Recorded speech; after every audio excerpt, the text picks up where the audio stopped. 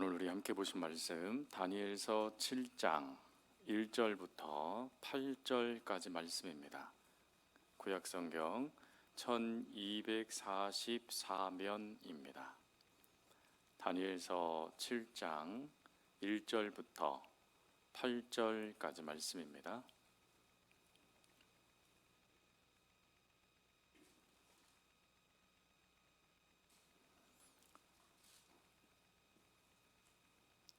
다니엘서 7장 1절부터 8절까지 말씀, 우리 함께 말씀을 봉독하겠습니다. 바벨론 벨사살 왕 원년에 다니엘이 그의 침상에서 꿈을 꾸며 머릿속으로 환상을 받고 그 꿈을 기록하며 그 일의 대략을 진술하니라. 다니엘이 진술하여 이르되, 내가 밤에 환상을 보았는데 하늘에 네 바람이 큰 바다로 몰려 불더니 큰 짐승 넷이 바다에서 나왔는데 그 모양이 각각 다르더라. 첫째는 사자와 같은 대 독수리의 날개가 있더니 내가 보는 중에 그 날개가 뽑혔고 또 땅에서 들려서 사람처럼 두 발로 서게 함을 받았으며 또 사람의 마음을 받았더라. 또 보니 다른 짐승 곧 둘째는 곰과 같은데 그것이 몸 한쪽을 들었고 그 입의 이 사이에는 새 갈빗대가 물렸는데 그것에게 말하는 자들이 있어 이르기를 일어나서 많은 고기를 먹으라 하였더라. 그 위에 내가 또 본즉 다른 짐승 곧 표범과 같은 것이 있는데 그 등에는 새의 날개 넷이 있고 그 짐승에 또 머리 넷이 있으며 권세를 받았더라. 내가 밤 환상 가운데에 그 다음에 본 넷째 짐승은 무섭고 놀라우며 또 매우 강하며 또 새로 된 큰 이가 있어서 먹고 부서뜨리고 그 나머지를 발로 밟았으며 이 짐승은 전에 모든 짐승과 다르고 또 10뿔이 있더라. 내가 그 뿔을 유심히 보는 중에 다른 작은 뿔이 그 사이에서 나더니 첫째 뿔 중에 셋이 그 앞에서 뿌리까지 뽑혔으며 이 작은 뿔에는 사람의 눈 같은 눈들이 있고 또 입이 있어 큰 말을 하였더라. 아멘.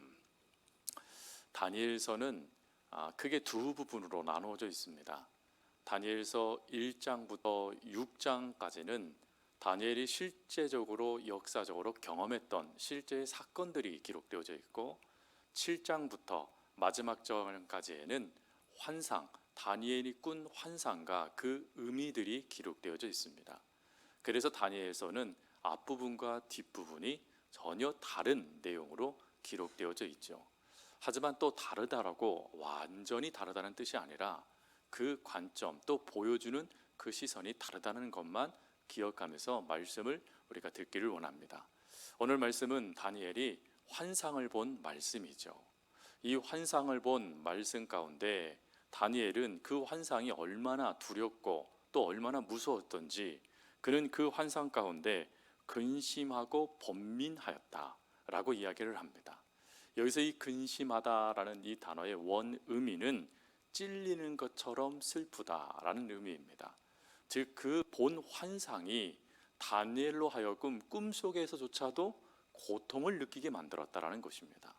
또 번민했다라는 이것은 떨게 했다라는 의미죠. 즉 다니엘이 지금 이 본 환상은 다니엘을 충분히 두렵게 만들었다라는 것입니다. 그러다 보니 다니엘이 이 두려움 가운데 어찌하냐면 그가 그래도 나름대로 꿈을 해석하는 그런 꿈을 해석하는 사람이었지 않습니까? 근데 그럼에도 불구하고 이 두려운 환상을 본 다음에 그는 즉시 그 환상을 가지고 하나님께 이 모든 일의 진상을 묻습니다. 왜 다니엘이 물었을까요? 이미 이것이 무슨 의미인지 다니엘은 다 알았을 것입니다. 근데 그럼에도 불구하고 왜 물었을까? 이거에 대한 중요한 것은 이 모든 것을 역사하실 이는 하나님이셨기 때문에 그렇습니다. 즉 그 꿈, 그 환상의 그 계시의 모든 것들을 허락하신 이도 하나님이시고 또 그것이 실제가 되도록 주권적으로 역사하실 분도 하나님이시고 그리고 그 속에서 하나님의 백성들을 지키실 분도 하나님이셨기 때문에 그렇습니다. 그래서 다니엘은 끊임없이 다니엘 1장부터 그가 겸비하고 있는 신앙은 뭐냐면 모든 것의 답은 언제나 하나님이시다라는 것입니다. 그래서 노예로 잡혀왔을 때에도, 또 채식만 먹을 때에도, 그리고 감옥에 갇힌다던가 아니면 또 많은 억울한 일을 당할 때에도 그는 한결같이 그 답은 언제나 하나님이었다라는 것이죠. 그래서 그 신앙 가운데 꿈이지만, 그 환상이지만 그것도 하나님께 맡기는 믿음을 보이고 있는 것입니다. 여러분, 우리들도 꿈을 꿀 때가 있습니다. 그렇죠? 근데 어느 꿈은 행복하게 웃으면서 그 아침을 맞이하는 꿈이 있고, 어떤 꿈은 중간에 깜짝 놀래서 마치 가위 누린 듯이 고통 가운데 소리 지르며 깨는 꿈이 있습니다. 그럼 여러분, 그런 꿈을 꾸게 됐을 때 어찌해야 되겠습니까? 오늘 다니엘이 우리에게 주는 이 믿음의 모습을 우리도 보일 수 있어야 되죠. 좋은 꿈을 꾸시던 나쁜 꿈을 꾸시던 그 즉시 하나님께 기도해야 됩니다. 하나님, 오늘 꿈을 통해 이러한 꿈을 제가 꾸었습니다. 이것이 하나님의 뜻이라면 제 삶 가운데 이 모든 것들을 펼쳐주시고, 이것이 하나님께서 원치 않은 것이라면 제 생각에서부터 이 꿈을 지워주십시오. 또 힘들고 어려운 꿈을 꾸면 하나님, 이것이 혹 저를 향한 하나님의 뜻이라면 제가 빠르게 깨달을 수 있는 영적인 지혜를 주시고, 그리고 그 지혜를 가지고 하나님을 더 믿어갈 수 있는 믿음을 주십시오 라고 우리는 기도해야 됩니다. 왜 그렇지요? 그 꿈도 하나님이 역사하는 꿈도 있지만 사단이 역사하는 꿈도 있기 때문에 그렇습니다. 그러니 어떠한 꿈일지라도 하나님을 향한 믿음을 가지고 그 모든 것을 걸어가야 된다, 해석해 나가야 된다라는 것입니다. 그것이 다니엘의 이 모습을 통해서 우리에게 주시는 도전입니다. 오늘 이 환상들을 이제 살피게 될 텐데, 사실은 오늘 본문의 말씀은 1절부터 14절까지를 다 봐야 됩니다. 하지만 8절까지의 내용이 너무 크기 때문에 그 내용을 다 다룰 수는 없어서 오늘은 이 다니엘의 꿈의 일부를 오늘 살피고, 그리고 다음 주에는 다니엘의 꿈, 이런 꿈을 꾸게 될 때 그리스도인들은 이런 꿈 가운데 두려워하지 않을 수 있는 이유가 무엇인가 하는 답을 다음 주에 우리가 살피면서 하나님께서 허락하신 다니엘의 이 꿈의 중요한 의미들을 알아가도록 하겠습니다. 먼저 2절 말씀에 보면 다니엘이 밤의 환상 가운데 하늘에 네 바람이 큰 바다로 몰려 불었다라고 이야기를 합니다. 중요한 것은 네 바람이 동시에 바다에 몰려 불었다라는 것입니다. 그랬더니 그곳에서 뭐가 나타났냐면, 보시는 것처럼 네 짐승이 이 바닷속에서 나오게 됐다라는 것입니다. 근데 여기서 이 몰려 불다라는 이 의미는 급박하게 돌발적으로 불다라는 것입니다. 즉 자신이 꿈속에서 어떠한 것도 행하지 못하는 상황 가운데 이것이 몰아쳤다라는 것입니다. 그러니 이것은 다니엘이 조금도 대비하지 못했다라는 걸 말하는 것입니다. 대비하지도 못했는데 이 꿈속에 기괴한 네 짐승이 나타난 것입니다. 근데 여러분, 이 네 짐승이 어디에서부터 나타났다고 성경은 이야기하죠? 바다에서 나타났다라고 이야기를 합니다. 성경에 물론 하나님이 바다를 창조하셨습니다. 그렇죠. 하나님은 창세기 말씀을 통하여서 바다도 하나님께서 만드셨죠.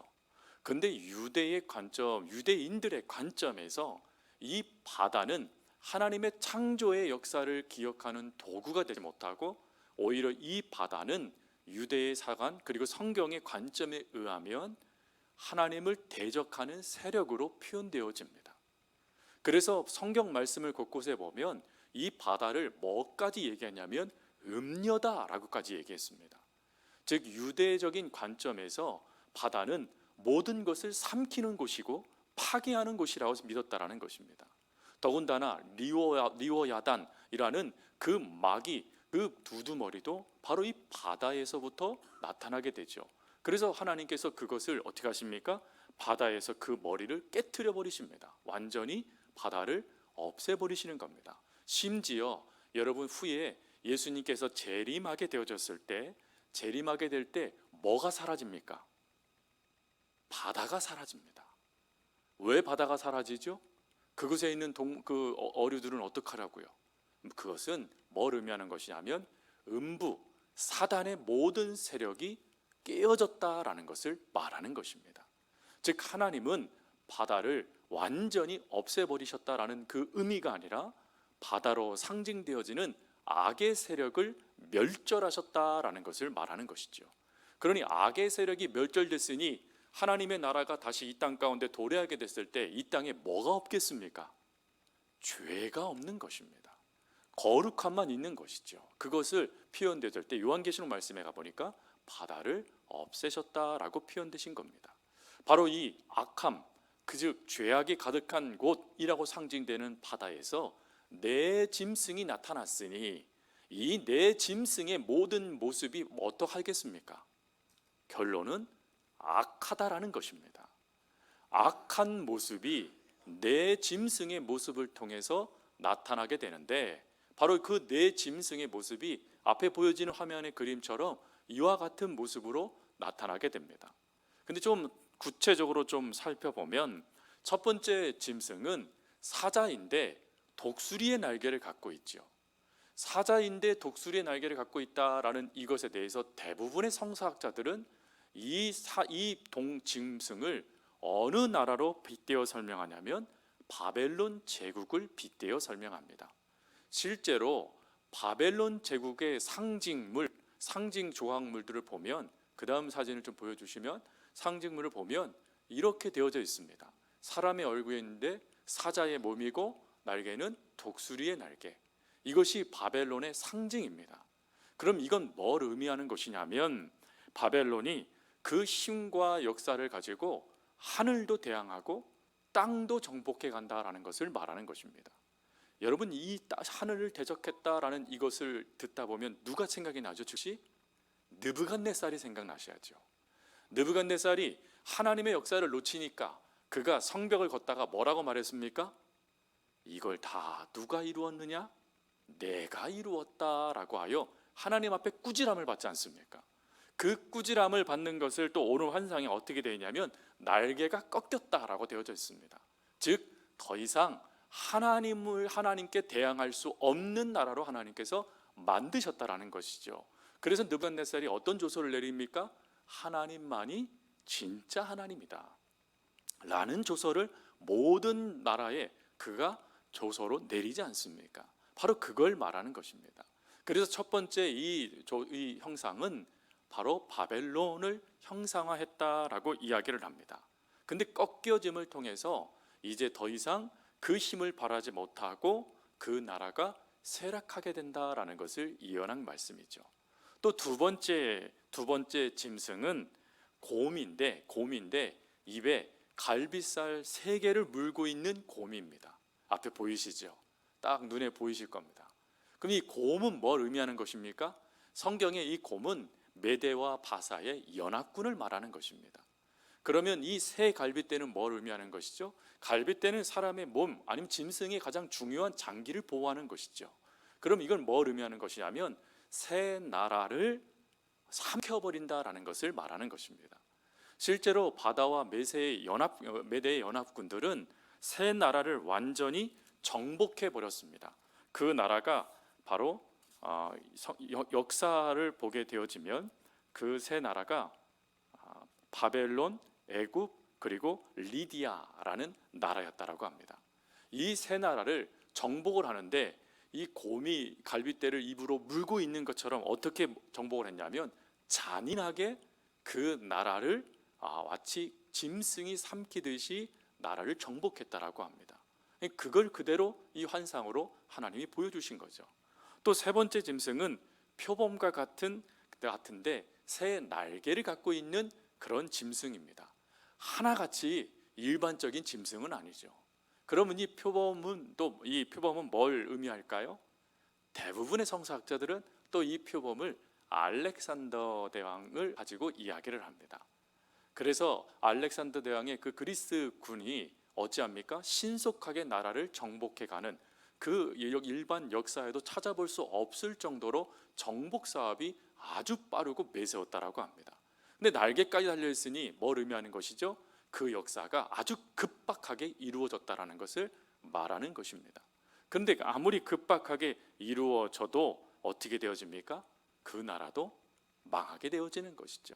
그리고 마지막 나라가 또 나타나게 되는데, 근데 이것은 짐승이라고 표현할 수 없을 정도의 모습으로 이 다니엘이 이 꿈을 이야기합니다.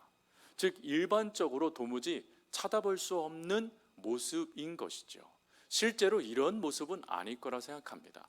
그러나 상징적으로 아마 그림을 그리다 보니까 이렇게 됐던 것 같아요. 어떤 분들은 이 그림을 공룡의 모습을 가지고 표현하기도 합니다. 근데 어찌하든지 간에 이 네 번째 동물은 다니엘이 두려워할 정도의 짐승이었다라는 것입니다. 그래서 7장에 몇 번에 걸쳐서 이 짐승에 대한 이야기를 할 정도입니다. 근데 이 짐승을 보통 로마다라고도 이야기를 합니다. 실제로 로마는 철로 다리를 만드는 기술을 갖추고 철로 모든 것을 이끌어가는 철의 민족이었다라고 하죠. 근데 그 철의 민족이었던 이 로마에서 어떤 일이 발생되어집니까? 이 로마에서 바로 하나님을 믿는 자들을 박해하는 박해가 이루어지기 시작합니다. 그 박해가 이루어지는 사건을 오늘 본문 말씀해 보니까 10뿔 중, 아까 개개하게 생겼던 그 짐승 중 10개의 뿔이 있는데 그 뿔 중에 한 11번째 뿔이 이렇게 돋아나게 됩니다. 이 뿔이 바로 이 뿔이 이제 괴괴하죠. 성경 말씀해 보니까 눈도 있고 뿔인데 입도 있답니다. 그러니까 말로 표현하지 못하는 아주 흉측한 모습일 겁니다. 근데 그게 큰 소리를 내고 심지어 옆에 있는 뿔들도 뽑아버렸답니다. 이게 뭘 의미하는 것입니까? 이 11번째 뿔을 대부분은 적그리스도라고 이야기합니다. 즉 하나님을 믿는 자들을 잡아 죽이면서 하나님의 영광을 도둑질했던 그 적그리스도, 그 적그리스도가 가장 강력하게 활발하게 움직였던 때가 바로 로마 시대였습니다. 그때에 정말 수많은 그리스도인들이 죽임을 당하게 되어졌죠. 그래서 성서학자들은 다니엘이 바로 그때의 그 상황까지 환상으로 보았다라고 이야기합니다. 그러니 그것이 자신에게는 충격이 되고 자신에게는 두려움이 되었던 것이죠. 근데 이런 모습들을 우리도 듣다 보면 사실은 우리들도 때로는 이러한 환상들의 모습에 두려워하기도 하고 걱정도 되기도 합니다. 아니 그 바다, 음침한 곳, 그 죄악이 가득한 곳에서 이 네 나라가 태동됐으니 그 나라가 얼마나 악할까. 심지어 적그리스도까지 나타나 지금도 그 역사를 일으키고 있으니 이게 얼마나 두려운 일인가라고 우리가 생각할 수 있습니다.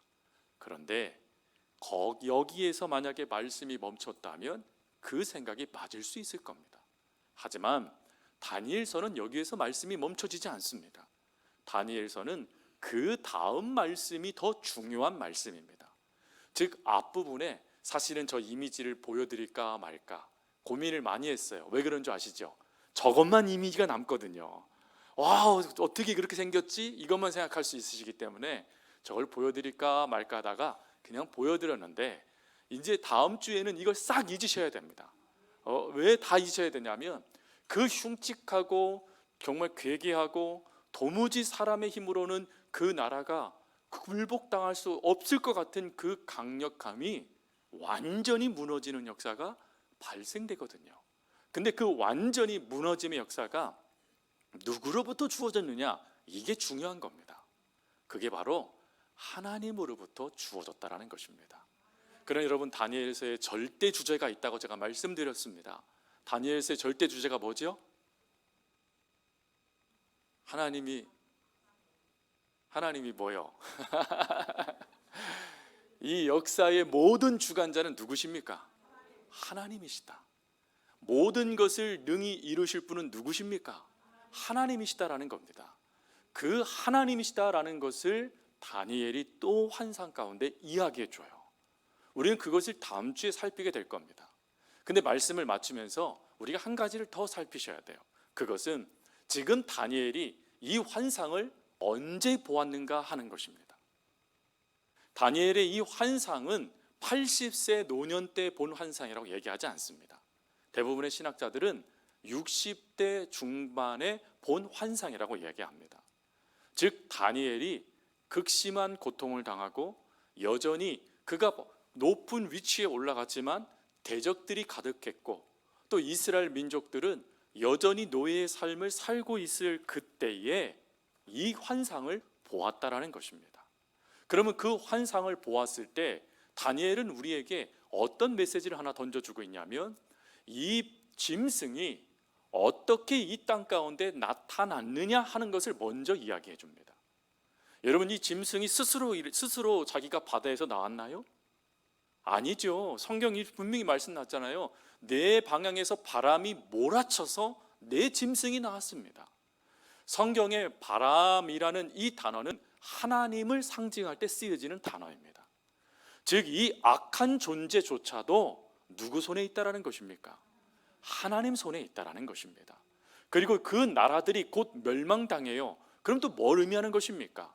그 나라의 흥망성쇠조차도 하나님 손에 있다라는 것입니다. 그러면 그것을 다니엘이 깨닫고 나면 두 번째로 무엇을 우리에게 도전을 시켜줄까요? 비록 우리의 눈에 보이는 것이 고통스럽고 비록 우리의 눈에 보이는 것이 도무지 내가 그것을 극복할 수 없을 것 같은 어려움이라 할지라도 누구 손에요? 하나님 손에 그것이 붙잡혀지게 되어지면 그 어느 것도 우리를 침몰하지 못한다라는 것입니다. 다니엘이 이것을 깨달았기 때문에 그 깨달음 가운데 오늘 7장의 말씀, 특별히 다음 주부터 말씀을 통하여 그 하나님의 위대함, 전능함을 고백하기 시작한 것이죠.